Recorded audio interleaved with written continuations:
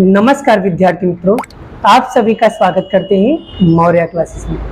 विद्यार्थी मित्रों, ऑलरेडी हम क्लास 12th का अकाउंट चैप्टर नंबर 6 साझेदारी की निवृत्ति या मृत्यु, बच्चों ये चैप्टर मैं ऑलरेडी पढ़ा रहा था, जिसके अंदर बच्चों आज के लेक्चर में मैं आपको पढ़ाने वाला हूँ स्वाध्याय का 10वां क्वेश्चन।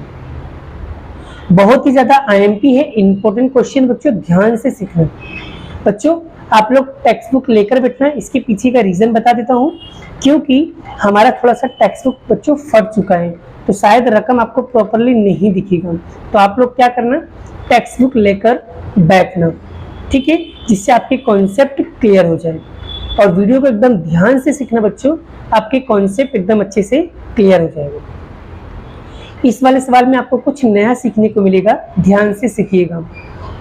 दीप, ज्योति और गीता अपनी पूंजी के प्रमाण में, बच्चों हर समय हर सवाल में लाभ हानि का अनुपात दिया होता था, नहीं देता था तो हम 1:1:1 लेते थे, लेकिन बच्चों यहाँ पर तो लाभ हानि का अनुपात भी नहीं दिया है। उसकी जगह पे बच्चों दे दिया है पूंजी का प्रमाण। अब हमें अनुपात किसका लेना पड़ेगा, पूंजी का प्रमाण। कैसे निकालते हैं वो भी अभी मैं सिखाता हूँ बच्चों। लाभार्थी बांटने वाले साझेदार 31/3/2017 बेटा यहाँ पर तो कट चुका है, समझ लेना कि दिन पीढ़ी की पक्की तलपट निम्न अनुसार है। बच्चों यहाँ पर पूंजी दायित्व दिया है, पूंजी सामान्य नाम मतलब लेनदार प्रोविडेंट फंड। यहाँ पर संपत्ति लेना है, ख्याति है, जमीन मकान है, ट्रेडमार्क है, स्टॉक है, लेनदार है, डूबा है और बैंक है। अब ये सारी एंट्री कहाँ पर करना होता है वो सब चीजें मैं आपको प्रॉपरली समझाने वाला हूँ। चलिए एक बार अच्छे से देख लो कौन सी एंट्री कहाँ पर जाएगी। स्टेप नंबर 1 में क्या करते हैं बच्चों, पूंजी जो है मूड़ी, ये पूंजी खाता के जमा साइड जाएंगे, लिखेंगे शेष आगे लाए। चालू खाता दिया गया होगा, चालू खाता के जमा जाना, लिखना शेष आगे लाए। स्टेप 3, कोई भी अनामत दिया हो बच्चों, उसको पूंजी खाता के जमा साइड में लिखेंगे और पुराने अनुपात में साझेदारों के बीच में बांट देंगे। जैसे सर कौन कौन से अनामत होंगे, जैसे अनामत फंड, पूंजी अनामत, सामान्य अनामत, विनियोग कमी वृद्धि फंड, कारीगर अकस्मात मुआवजा फंड, आकस्मिक अनामत, लाभ हानि खाता, ये सारी एंट्री बच्चों पूंजी खाता के जमा में लिखेंगे, पुराने अनुपात में बांट देंगे। फिर जैसे लेनदार, देनी हुंडी, प्रोविडेंट फंड, कारीगर का लाभ का भाग, स्टाफ निवृत्ति fund, pension fund, gratuity fund, कर्मचारियों का बचत खाता, चुकाना बाकी खर्च या लोन, ये सारी की सारी एंट्री बच्चों आर्थिक चिट्ठा के पूंजी दायित्व में लिखा जाता है। तो जैसे 4 स्टेप कंप्लीट है, उसके बाद कुछ संपत्ति लेने में आएंगे। 5वें स्टेप में बच्चों ख्याति लिखा होगा तो पूंजी खाता के उधार साइड जाएंगे, पुराने अनुपात में बांट देंगे। चालू खाता दिया तो चालू खाता के उधार साइड जाएंगे, शेष आगे लिखेंगे। या तो जमीन, मकान, यंत्र, फर्नीचर, विनियोग, देनदार, स्टॉक, अग्रिम प्राप्त आवक, ये सारी एंट्री लिखा गया होगा तो आर्थिक चिट्ठा के संपत्ति लेना में लिखेंगे। रोकड़ बैंक दिया होगा तो रोकड़ बैंक खाता के उधार साइड जाके लिख देंगे, ठीक है। लाभ हानि खाता या विज्ञापन अभियान खर्च, संशोधन विकास खर्च, अगर ये सारी चीजें होगा तो पूंजी खाता के उधार साइड जाएंगे, बच्चों पुराने अनुपात में बांट दिया जाएगा। तो आई होप इतना आपको 8 स्टेप क्लियर हो गए होंगे, कौन सी एंट्री कहाँ करनी है, क्लियर हो गया बच्चों। चलिए अब हम शुरुआत करते हैं आगे सवालों की। चलिए बच्चों अब हम समायोजन को फटाफट देख लेते हैं। जैसे दीप और गीता का नया लाभ हानि का अनुपात दिया है और ख्याति का मूल्य भी दिया है, तो बच्चों इसको हम लास्ट में करेंगे। देनदार, तो देनदार पे बच्चों यहाँ पर अंडरलाइन कर दो, देनदार पे राउंड कर दो और नंबर 2 लिख दो, ठीक है। उसके बाद स्टॉक, तो बच्चों स्टॉक पे राउंड कर दो, नंबर लिख दो 3। फिर उसके बाद ट्रेडमार्क, बच्चों ट्रेडमार्क पे टिक कर दो, लिखो नंबर 4। फिर उसके बाद प्रोविडेंट फंड, तो बच्चों प्रोविडेंट फंड पे राउंड कर दो, नंबर लिख दो 5। फिर उसके बाद यहाँ पर नई पीढ़ी की कुल पूंजी पुरानी पीढ़ी की कुल पूंजी जितनी ही रखनी है और पूंजी के दीप और गीता के नए लाभ हानि के अनुपात में भी रखेंगे और अंतर की रकम जो होगी उसको चालू खाता में ले जाना है। तो कोई बात नहीं बच्चों, ये लास्ट वाली एंट्री बच्चों हम इसको लास्ट में कंप्लीट करेंगे। चलिए बच्चों यहाँ तक तो मैंने यहाँ पर क्वेश्चन को टिक कर लिया है। अब फटाफट कौन सी एंट्री कहाँ करनी है वो सारी चीजें हम प्रॉपरली एक बार समझ लेते हैं, फिर हमारा कॉन्सेप्ट क्लियर हो जाएगा। तो चलिए शुरुआत करते हैं बच्चों। चलिए बच्चों शुरुआत करते हैं। सबसे पहले हम चालू करेंगे बच्चों पूंजी दायित्व से। पूंजी बच्चों पूंजी की एंट्री हम लोग कहाँ करते हैं, एक बार फिर से मैं आपको बता देता हूँ। पूंजी की एंट्री बच्चों पूंजी खाता के उधार साइड जाके, सॉरी जमा साइड में लिखेंगे शेष आगे लाए। तो चलिए बच्चों अब यहाँ पर हम एंट्री करते हैं पूंजी का, क्या लिखेंगे, शेष आगे लाए। बच्चों दीप के खाने में कितना लिखेंगे, दीप के खाने में लिखेंगे 1 लाख, फिर इसका लिखेंगे 1.5 लाख और इसका लिखेंगे बच्चों 1 लाख। क्लियर हो गया। चलिए आगे बढ़ते बच्चों हम नेक्स्ट एंट्री सामान्य अनामत। बच्चों सामान्य अनामत बांटने से पहले मैं आपको बता दूं बच्चों, यहाँ पर तो पूंजी का प्रमाण दिया है, तो पूंजी का प्रमाण दिया गया होगा तो आप निकालोगे कैसे वो समझ लो बच्चों। तो यहाँ पर पूंजी का प्रमाण निकालने के लिए तो मैं आपको यहाँ पर बता दे रहा हूँ बच्चों, तो ये जो पूंजी दिया है इसी पूंजी पर से बच्चों आपको एक नया अनुपात बनाना। कैसे, जैसे 10,000 है, सॉरी 1 लाख है, फिर यहाँ पर 15 लाख है, 15 1,50,000 है, फिर बच्चों 1 लाख है।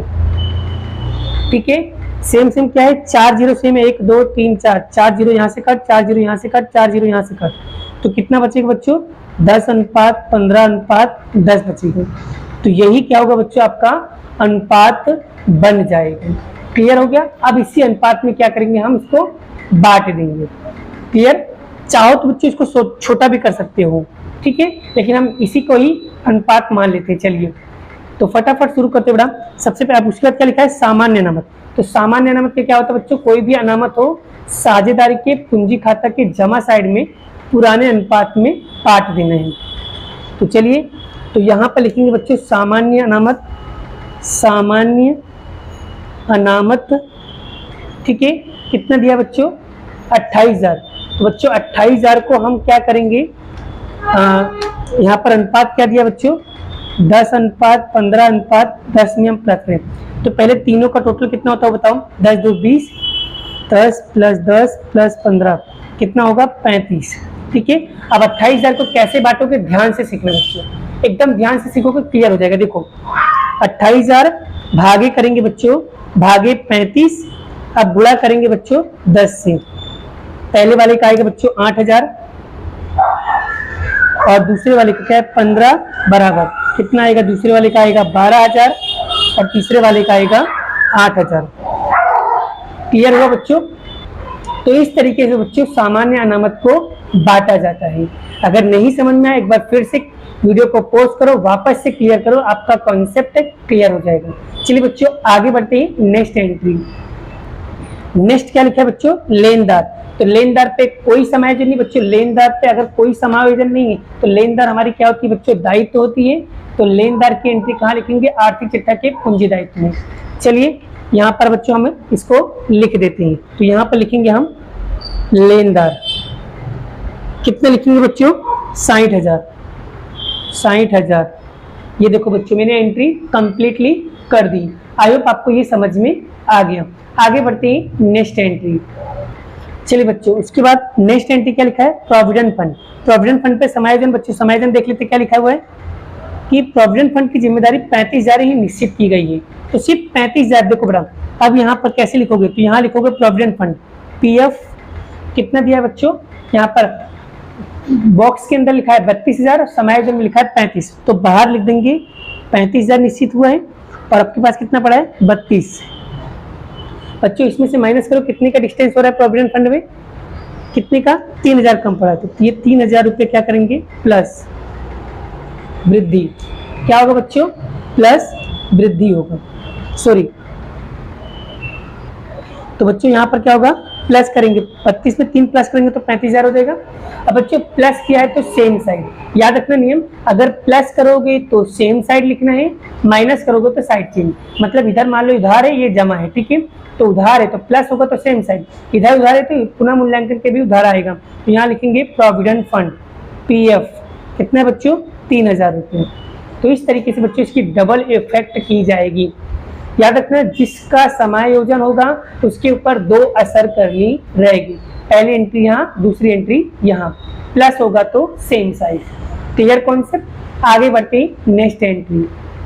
चलिए बच्चों तो पूंजीदार की सारी एंट्री कंप्लीट हो गई। अब आते हैं संपत्ति लेनम। संपत्ति लेनम बच्चों क्या लिखा है, ख्याति। ख्याति बच्चों क्या है 14,000। और बच्चों ख्याति को हम लोग क्या करते हैं, तो यहाँ पर समझ लो ख्याति ये रही, तो क्या करेंगे, पूंजी खाता के उधार जाएंगे, पुराने अनुपात में बांट देंगे। चलिए, तो ख्याति कहाँ लिखेंगे, साझेदार के पूंजी खाता के उधार साइड जाएंगे, यहाँ पर लिखेंगे ख्याति और कितना अमाउंट है 14,000, उसको क्या करेंगे बच्चों, पुराने अनुपात में बांट देंगे। चलिए, तो 14,000 भागे बच्चों पुराना अनुपात ये रहा, और कुल कितना है 35,000, भागे करेंगे हम 35,000, गुणे करेंगे बच्चों हम 10, तो पहले वाले का आएगा 4,000, फिर 15 दाब के बराबर दाबेंगे कितना आएगा 6,000, फिर 10 दाब के बराबर दाबेंगे कितना आएगा 4,000। तो इस तरीके से बच्चों हम लोग इसको बांट देंगे। आई होप क्लियर हो रहा है बच्चों, आपको समझ में आ रहा है। आगे बढ़ते हैं नेक्स्ट एंट्री। नेक्स्ट क्या लिखा है बच्चों, जमीन मकान। तो बच्चों जमीन मकान के अमाउंट कितना है 2,90,000। बच्चों आपको दिखाई नहीं दे रहा होगा, आप लोग टेक्स्ट बुक लेकर बैठना। तो जमीन मकान के अमाउंट कितना है 2,90,000। इस पे कोई समायोजन नहीं, सीधा बच्चों जमीन मकान क्या हमारी संपत्ति है, संपत्ति लेना लिख दो बच्चों जमीन मकान। जमीन मकान 2,90,000। क्लियर हुआ बच्चों। चलिए, जिसके ऊपर समायोजन ना हो उसकी एक असर, जिसके ऊपर समायोजन हो उसकी 2 असर करने हैं। क्लियर। आगे बढ़ते बच्चों नेक्स्ट एंट्री।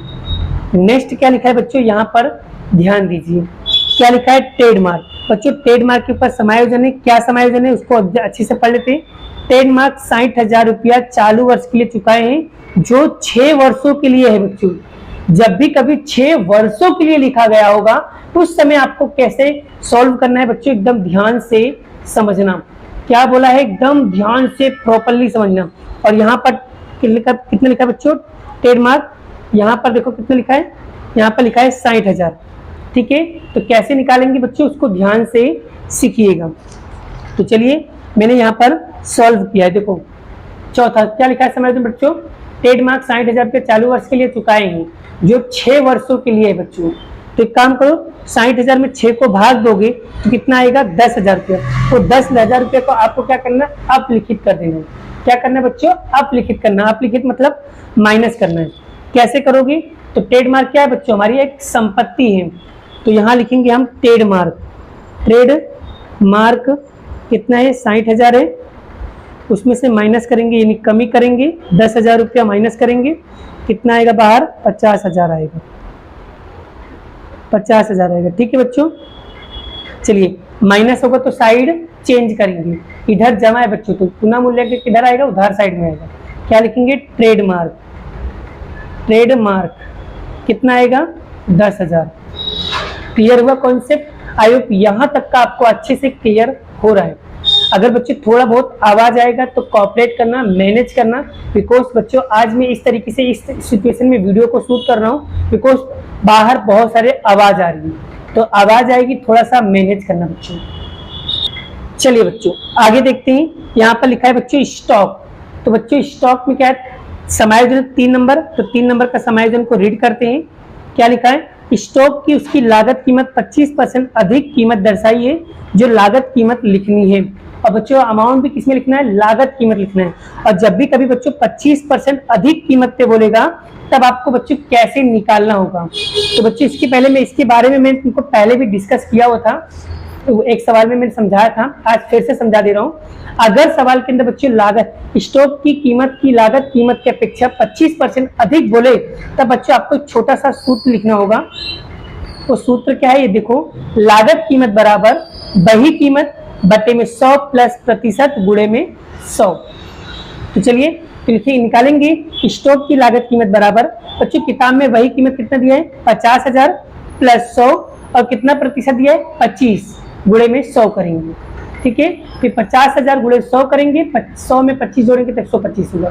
तो 50,000 में बच्चे 100 को गुणा करोगे तो 5 लाख आएगा, उसमें 50,000 आएगा, 50 लाख आएगा, उसमें 125 से हम भाग देंगे तो आपको मिलेगा कितना 40,000 रुपया बच्चों आपको मिलेगा। तो अभी 40,000 कैसे लिखोगे बच्चों, ध्यान से सुनिए। अब स्टॉक क्या होती है बच्चों, हमारी एक संपत्ति होती है, तो यहाँ लिखेंगे बच्चों स्टॉक कितना दिया बच्चों, स्टॉक यहाँ पर दिया आपको 50,000। ठीक है, 50,000 स्टॉक किताब में दिया हुआ है। ठीक है, क्लियर हुआ बच्चों। और आपके पास आया कितना, 40,000। तो यहाँ पर ध्यान दीजिए बच्चों, आपके पास स्टॉक कितना है, 50,000 है और 40,000 बाहर आपका लागत कीमत आ गया। तो बच्चों इसमें से इसको माइनस करोगे तो कितना आएगा, 10,000 की कमी पड़ रही है, तब जाके आपका 40,000 आएगा। तो यहाँ लिखेंगे कमी 10,000। ठीक है बच्चों, 50,000 में से 10,000 माइनस करेंगे तो कितना आएगा, 40,000 आ जाएगा। ओके, अब बच्चों यहाँ पर माइनस हो रहा है तो क्या होगा, साइड चेंज। तो पुनः मूल्यांकन के किस साइड आएगा, उधार साइड में। तो यहाँ लिखेंगे हम स्टॉक कितना, 10,000। क्लियर हुआ बच्चों। आई होप यहाँ तक का आपका कॉन्सेप्ट क्लियर हो गए। आगे बढ़ते बच्चों, नेक्स्ट एंट्री। नेक्स्ट क्या लिखा है बच्चों, देनदार। बच्चों देनदार पे भी समायोजन है, क्या समायोजन है देख लेते बच्चों। तो दूसरे नंबर का देनदार दुबट्टू नमक 10% तक घटानी है बच्चों। क्या बोला है, 10% तक बोला है, तक बोला है, तक बोला, ध्यान देना बच्चों। तो बच्चों यहाँ पर देनदार कितना है, 40,000 है। तो यहाँ पर हम लिखेंगे बच्चों, देनदार हमारी क्या होती है, संपत्ति लिखेंगे। देनदार कितना है, 40,000। तो उसका बच्चों करेंगे दुबट्टू नामत 10%, कितना आएगा बच्चों, 4,000 आएगा। माइनस करेंगे कितना आएगा बच्चों, 36,000 आएगा। अब बच्चों इधर माइनस है तो साइड चेंज होगा बच्चों। अब बच्चों अब आपको लिखना कैसे होता है, जब भी कभी दुबट्टू नामत लिखा करोगे तो ओल्ड माइनस न्यू। तो बच्चों ये न्यू है और ये वाला जो है मेरा किताब में दिया है वो ओल्ड है। तो कैसे लिखोगे, ध्यान से सीखो। तो यहाँ लिखोगे बच्चों, हम लोग लिखेंगे दुबट्टू न्यू, दुबट्टू नामत न्यू और दुबट्टू नामत ओल्ड। न्यू कितना दिया बच्चों, न्यू दिया आपको 4,000 और ओल्ड दिया बच्चों आपको 6,000। तो 4,000 में से 6,000 माइनस करोगे बच्चों तो माइनस का 2,000 आएगा। और बच्चों याद रखना, जब भी कभी सवाल के अंदर माइनस का उत्तर आ जाए तो साइड चेंज कर देंगे। तो पुनः मूल्यांकन किधर आ जाएगा, जमा में। तो लिखेंगे दुबट्टू अनामत 2,000। क्लियर हुआ। इस तरीके से बच्चों हम इसकी एंट्री कंप्लीटली करेंगे। आई होप, उम्मीद करता हूं बच्चों आपको यहाँ तक के कॉन्सेप्ट क्लियर हो गए होंगे। चलिए आगे बढ़ते बच्चों, आगे क्या लिखा हुआ है, बैंक। बच्चों बैंक की एंट्री कहाँ करते हैं बच्चों, बैंक रोकड़ बैंक खाता के उधार साइड जाएंगे, लिखेंगे शेष आगे लाइन। अगर आपको नहीं विश्वास है तो बच्चों मैं आपको दिखा दे रहा हूँ। तो यहाँ पर देखो बैंक कहाँ लिखेंगे, रोकड़ बैंक खाता के उधार साइड जाएंगे, लिखेंगे शेष आगे लाइन। चलिए बच्चों लिख देते हैं, हम एंट्री को कंप्लीट करते हैं। तो रोकड़ बैंक खाता के उधार साइड लिखेंगे बच्चों, यहाँ पर हम शेष आगे लाइन। कितना दिया है बच्चों, कितना दिया है, 22,000। तो यहाँ लिखेंगे हम 22,000। क्लियर हुआ। तो इस तरीके से बच्चों हम सारी की सारी एंट्री को कंप्लीटली करेंगे। आई होप, उम्मीद करता हूं बच्चों आपको यहाँ तक के कॉन्सेप्ट अच्छे से क्लियर हो गया होगा। चलिए बच्चों, पूंजीदार की सारी एंट्री हो गई, संपत्ति लेने की सारी एंट्री हो गई। अब देख लेते हैं समायोजन में कोई एंट्री रह तो नहीं गई। चलिए तो बच्चों पहला वाला एंट्री हमारी बाकी है, दीप और गीता का नया लाभानी का अनुपात 1:1 में रखना है। जो ख्याति का मूल्य बच्चों आपको 70,000 आंका गया है। बच्चों अब आपको भी लाभ का सूत्र निकालने की जरूरत नहीं, एक शॉर्टकट तरीका बताने जा रहा हूँ बच्चों, जिसमें आपको लाभ का सूत्र की गणना नहीं करना पड़ेगा, डायरेक्टली शॉर्टकट तरीके से हम लोग कर सकते हैं। तो यहाँ पर नया अनुपात दिया बच्चों और पुराना अनुपात तो हमने अभी बनाया बच्चों 10:15:10। क्लियर हो गया। तो चलिए सॉल्यूशन कैसे करेंगे ध्यान से सीखिएगा बच्चों। तो यहाँ पर देखिए बच्चों, यहाँ पर देखो क्या पीढ़ी की ख्याति कितना दिया, 70,000। पुराना अनुपात कितना दिया, 10:15:10 और नया अनुपात दिया बच्चों 1:1। उसके लिए करना क्या होगा बच्चों, एक छोटा सा बॉक्स बनाना होगा। यहाँ पर लिखेंगे विवरण, तीनों साझेदार का नाम दीप, ज्योति और गीता। यहाँ लिखेंगे ख्याति का पुराना अनुपात, यहाँ लिखेंगे ख्याति का नया अनुपात। लिख दिया। यहाँ पर अनुपात कितना बच्चों, 10:15:10, यहाँ पर 1:1। अब करना क्या होगा बच्चों, इस 70,000 को 10:15:10 में हम क्या करेंगे, बांटेंगे। तो ऊपर साइड लिखेंगे प्लस का 20,000, प्लस का 30,000, प्लस का 20,000। ऊपर सब में प्लस प्लस प्लस लिखने का, और नीचे बच्चों 70,000 को 1:1 में बांटेंगे। तो माइनस किसमें किसमें बांटेंगे, तो यहाँ पर नाम लिखा हुआ बच्चों, किसमें किसमें बांटेंगे, दीप और गीता में बांटेंगे। तो चलिए तो दीप और गीता में बांट देते हैं, 35,000 दीप में और 35,000 गीता में। 1:1 था, 70 का आधा आधा हमने कर दिया, ज्योति में डैश कर दिया।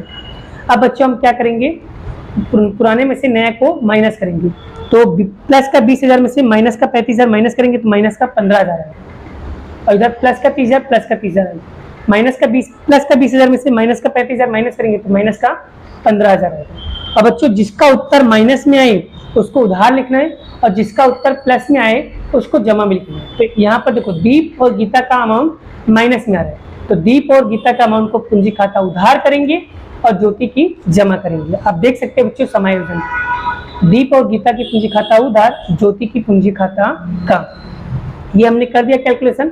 अब बच्चों इसे हमें क्या करना है, एंट्री में लिखना है। बस कैसे लिखोगे, दीप और गीता के पूंजी खाता के उधार साइड जाना है बच्चों, नाम लिखोगे ज्योति खाता।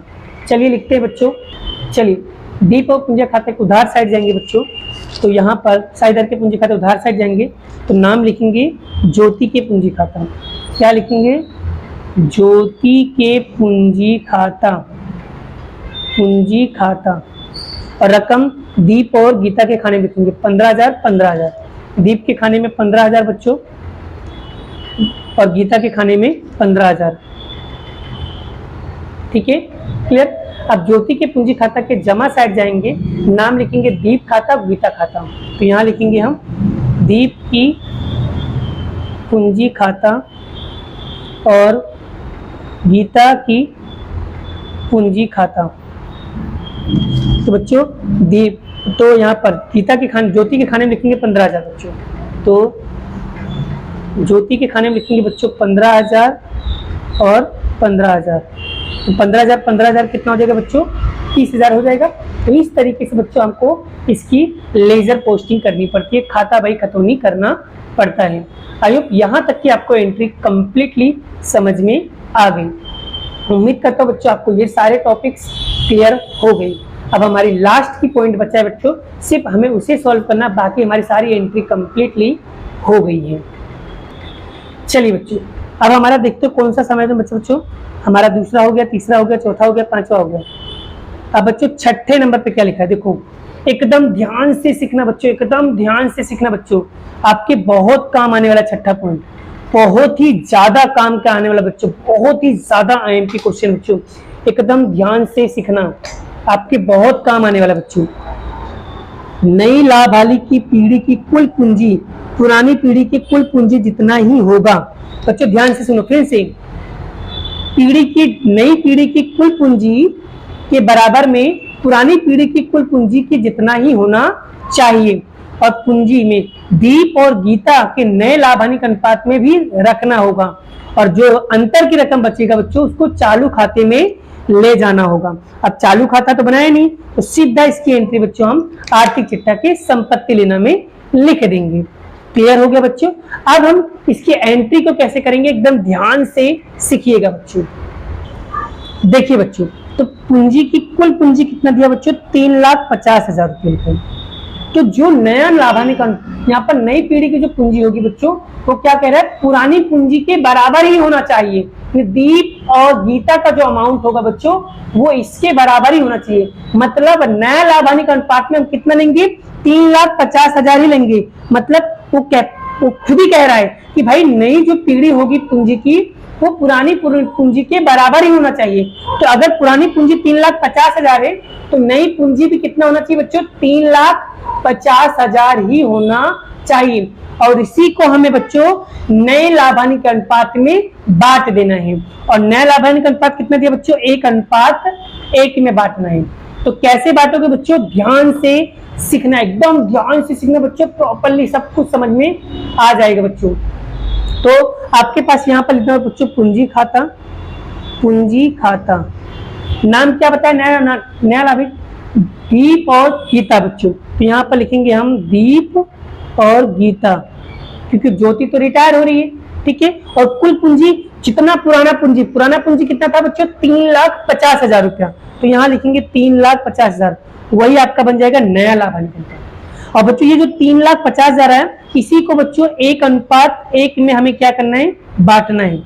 तो बच्चों 3,50,000 का 1:1 करोगे तो बच्चों कितना होगा, जल्दी बताओ मुझे कितना होगा, 1,75,000 1,75,000। तो 1,75,000 1,75,000 उल्टा टोटल मारे, ध्यान से सीखना बच्चों। अब बच्चों ये वाली एंट्री हम कहाँ से लाते थे, ये वाली एंट्री हम यहाँ से लाते थे, इधर इधर बच्चों देखो, इधर उधार है तो इधर भी उधार आएगा। क्या लिखेंगे बच्चों, शेष आगे लाएगा, वही लिखते थे ना बच्चों हम लोग। तो यहाँ लिखेंगे हम शेष आगे ले गए।